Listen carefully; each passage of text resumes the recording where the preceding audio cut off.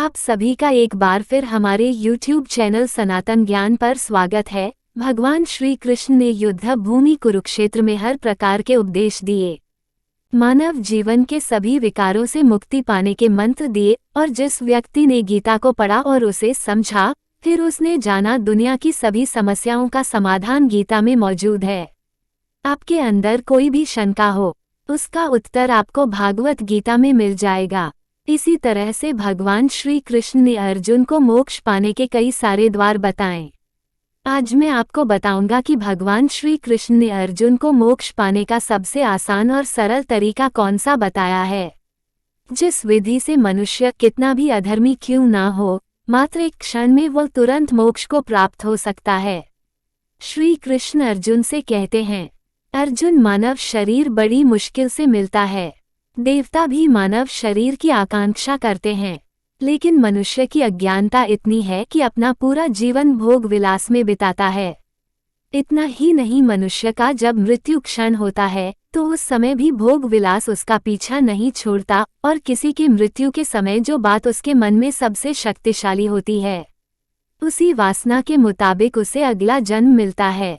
भगवान श्री कृष्ण द्वारा दी गई यह एक गुप्त विद्या है, मरने की विद्या है, और ज्योतिष विद्या को जान लेते हैं वो अपने जीवन में कितने ही बड़े पापी क्यों ना रहे हो, किंतु मृत्यु के समय इस विद्या का उपयोग करके वो उस परमात्मा का ध्यान करके मोक्ष को प्राप्त हो जाते हैं, अर्थात जन्म मरण से मुक्ति। फिर दोबारा इस पृथ्वी पर नहीं आते, पृथ्वी के अनेक सुख और दुखों से दूर आनंदमय हो जाते हैं।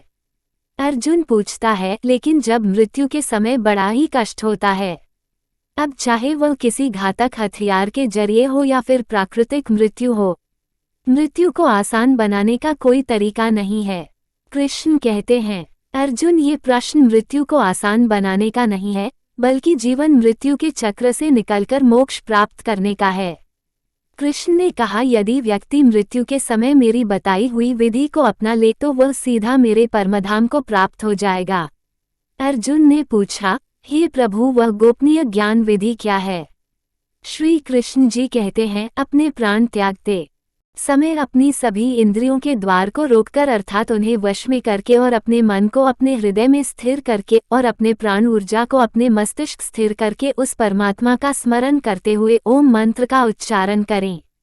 मनुष्य जीवन भर कितना ही पापी क्यों ना रहा हो, उस व्यक्ति को मोक्ष प्राप्त होगा।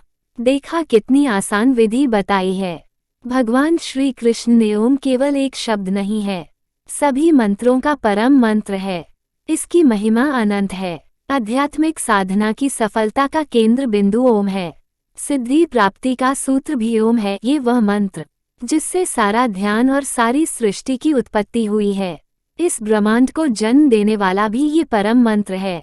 जीवन में ओम के उच्चारण से शरीर के हृदय कमल में आत्मा की ज्योति हमेशा प्रकाशित रहती है, और मृत्यु के समय जब कोई मनुष्य का ओम का उच्चारण एक सुर में करता है तो इस क्षण में आत्मा और परमात्मा दोनों ही महासुख में होते हैं, आनंद में होते हैं, और दोनों ही मिलने के लिए एक दूसरे से व्याकुल हो जाते हैं। जैसे युगों युगों से पिछड़े हो, सभी सांसारिक सीमाओं को तोड़कर एक दूसरे के भीतर समा जाते हैं। भगवान कृष्ण ने इसे मुक्ति का द्वार भी कहा है, लेकिन हम इस छोटे से महत्व को समझ नहीं पाते, और इसी कारण हमारे शरीर की रचना ईश्वर ने विशेष रूप से की है। इस शरीर को ब्रह्मांड के रूप में दर्शाया गया है। इस ब्रह्मांड का एक केंद्र बिंदु है, इसमें सभी लोगों का निवास है। मानव शरीर में पैरों से नाभि तक फूलों दर्शाया गया है, ना कि सेकंड तक अंतरिक्षयान आकाशलोक, और कंठ से शास्त्रार्थ तक स्वर्ग लोक को बताया गया है। और सिद्ध योगी मानव शरीर के इस बनावट कैसे समझते हैं?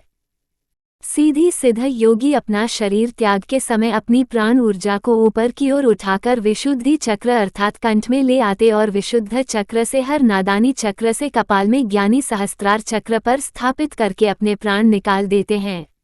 और हम साधारण इंसानों को इस विधि के बारे में कुछ नहीं पता होता, और किसी भी साधारण मनुष्य के प्राण दूसरे द्वार से निकलते हैं, ज्यादातर मूलाधार चक्र से, लेकिन ज्ञानी पुरुष की प्राण ऊर्जा सहस्त्रार चक्र से ही निकलती है। ज्ञानी पुरुष की मृत्यु के समय सहस्त्रार चक्र यानी उसके कपाल की तरफ से क्षतिग्रस्त हो जाता है और इसीलिए सनातन धर्म में मनुष्य की चिता जलाते समय उसकी कपाल पर घंटे से मारने की प्रथा चली आ रही है। यानी पुरुष के तो ये स्वत ही हो जाता है, लेकिन हमारी प्रधान के अनुसार हम जबरदस्ती सहस्त्रार चक्र पर चोट करते हैं, लेकिन जबरदस्ती मुंह नहीं जा सकता। श्री कृष्ण ने कितनी सुंदर व्याख्या की है। मनुष्य के जीवन में केवल 2 समय पड़ेगी महत्वपूर्ण होते हैं, उसके जन्म का और दूसरा उसकी मृत्यु का समय। जो मृत्यु के समय अपने होश में रहकर उनका ध्यान कर लेता है वो परमात्मा में विलीन हो जाता है। भगवान श्री कृष्ण द्वारा मोक्ष प्राप्ति की सबसे आसान विधि। आशा करता हूँ कि आज की यह प्रस्तुति आपको पसंद आई होगी।